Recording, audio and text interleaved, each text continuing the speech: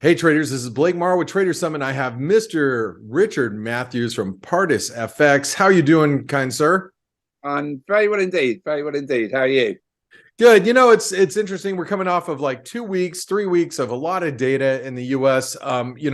Just in a few minutes from now, as we're recording, we're going to get the FOMC meeting minutes. And I know those viewers that are watching this video, they're going to be watching it after the fact. But do you have any thoughts going into the FOMC meeting minutes this time around? Yeah, I mean, I think we discussed it before we started recording. I think you're absolutely right. We've had so much data come out since the meeting that the minutes are almost irrelevant. I guess people look at the split on who wanted 50 basis points, who didn't.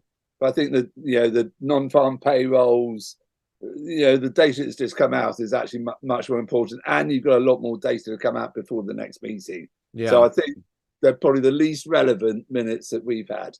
Famous Or, last words. all right. Yeah. Famous. And then this will be the one that just like completely rips the market Yeah, one way or what's the it other. Rick?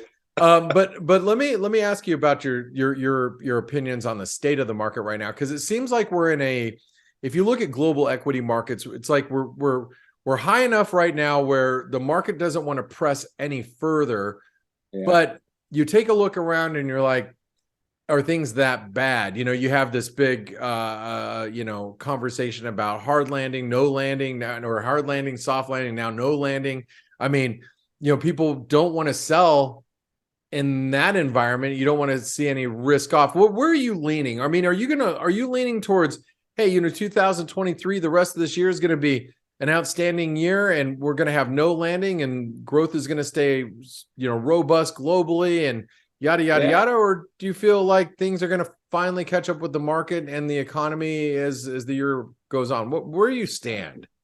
Goldilocks is going to be happy, and the three bears ain't going to eat no porridge, and everything's going to be fine and dandy. That's right. Uh, Rainbows and unicorns. Absolutely fantastic. Onto the sunny uplands of happy markets. I think that you're going to keep seeing really wild data sets. They're going to be up and down, up and down. How come I keep on saying this? We've never been through a period of COVID before, or a pandemic before, and never seen a recovery. So we don't really know what we're looking at. So in a way, we know the Fed's data dependent. We're watching what the Fed does, and the Fed doesn't know what data is going to do because it's never seen it before. So we're trying to second guess something which hasn't happened before. I still feel that inflation is going to be really stubborn to get rid of. I think it's going to hold on in there. And the Fed is going to tighten more than people expect and stay tighter for longer. The one thing I'm really interested in is watching these twos, tens, and whether the twos, tens, and the bonds are wrong, and we're not going to get a deep recession is really, really interesting. And it may just be that the yield curve's screwed. And again, it's something we've never seen before. But historically, twos, tens, I think it's forecast the last 7 out of the last 7 recessions when it goes as deeply negative. I still think the Fed will tighten until the pips squeak until we get a recession. Maybe we don't get it this year. Yeah, maybe not. Well, so where are you at as far as European currencies go? I'm going to shift gears a little bit. Where are you at with the sterling? Because you've been calling, rightfully so, for the last several weeks. You want to play the sterling on the short side, and you want to play the dollar long, and the euros, or the pound dollars come off the 120, 123, 124 level. But when you're looking at the sterling as a whole, are you bullish or bearish? Some of the data that came in this week was pretty bullish. Yeah. I'm still bearish. Okay. So my dad used to make teddy bears. The data that came out was bullish. I think it will encourage the Bank of England, or put more pressure on the Bank of England to tighten, certainly by 25 basis points at its next meeting. However, I think the market is becoming more and more aware of political risks, and certainly political risks in the UK, which maybe your viewers over in the States don't read about as much as, it's not terribly interesting to people who aren't based over here. Rishi Sunak, our Prime Minister, is getting involved in trying to reconcile the Brexit agreement over Ireland. Ireland's split between two countries, part of which is in Europe and part of which is Brexit. And it's been a really difficult thing to reconcile, and no one can get to the bottom of how to make an agreement work between Ireland, Ireland, United Kingdom, and Europe. Ireland historically is a really tricky problem for the United Kingdom. It's very, very divided as a country and as the people in the UK part of it. I'm being very careful how I say this, but it has historically been a nightmare for any prime minister to get involved in Irish politics, and to get involved in Irish politics and European politics, and Brexit is just it's a recipe for disaster. Yeah, or political faux pas, political right? Suicide. Suicide. And I think we've also got local elections coming up in May. I think you're going to see Sunak come under increasing pressure. He's going to start losing support. Boris Johnson's in the background, starting to make a few noises, and his supporters have started making a few noises. I wouldn't be entirely surprised. It's a real off-the-wall statement to see another prime minister by the summer and Sunak out. As an American outsider looking in, that's not so surprising to me anymore, as sad as that is. Yeah. So with that being said, with the political uncertainty, the sterling would be not your currency of choice right now. No. But what's the best play? I mean, do you play it against the dollar, or do you play it against is it going to be king dollar here, or do you play it against the euro? What are your thoughts? I still think you're going to have king dollar, because I like the dollar fundamentally. I think the American economy is unbelievable and just keeps so strong. And I still think there's some geopolitical risk. I don't think Putin was particularly friendly yesterday when he was talking. So there's a bit of geopolitical risk there. But, sterling seems to me, I'm not a chartist, as you know, but it seems to, every time it rallies, it seems to fail at a lower level.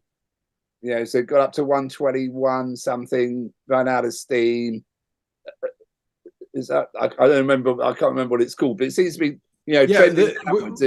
in technical analysis world, we call this a wedge, or and it's a consolidative pattern. And when you have lower highs like that and lows that aren't too far off, and you can see we're being supported by the 200-day moving average. It's like I like to use the analogy of take a ping pong ball and bounce it off of your table.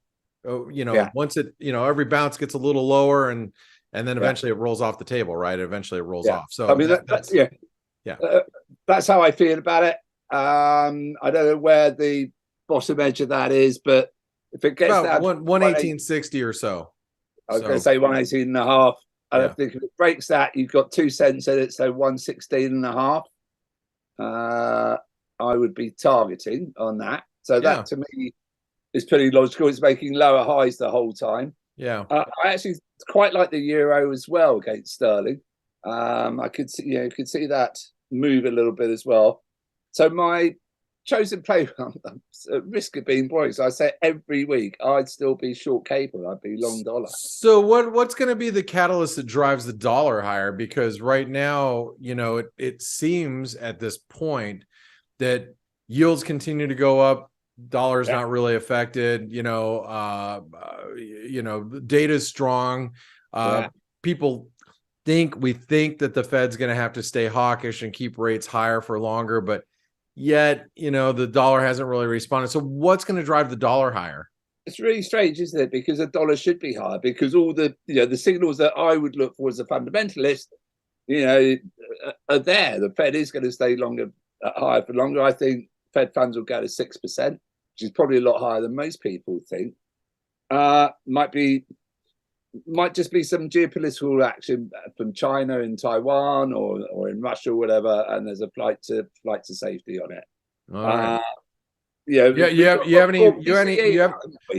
I was going to say, do you have any views with the geopolitical situation with Russia and everything that's happening there? It seems like Putin's getting fancy with his words. Yeah. Fancy. Yeah. Well, I don't know when this is going to come out, but it's going to be nearest about a year to the day since the war started when it comes out. I think it started on the 23rd or 24th of February. Well, I'm pretty certain it does, because my birthday's on the 26th. I thought, what a way to ruin a birthday. So I suspect you'll see some sort of offensive happen in the next 24, 48 hours. And yeah, that might just be it. I think at the moment that we're sort of bumbling along and no one wants to upset the balance. And sooner or later, the balance will get upset, whether it's the West supplying pilots to Ukraine, the tanks going into Ukraine, Western tanks going in. I don't know. Sooner or later, Putin will really, really threaten and respond. And also China. Watch China, because they're cozying up to Putin. Oh, my goodness. I think I'm going to have to buy some nat gas futures. Yeah. Anyway, that's what we think about on trade. Gas futures and a tin hat. All right, and a tin hat, a tinfoil hat. We'll do. Hey, Dick, I always appreciate your time here on Traders Summit. How do traders follow your work?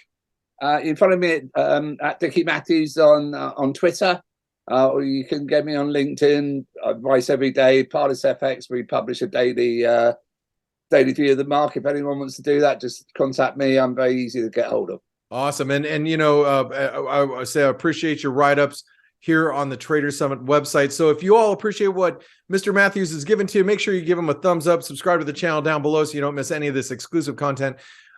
Richard, have a great day. I look forward to catching up with you next week. Good luck today at the FOMC meeting minutes. Fantastic. Have a good day. Cheers now. Bye.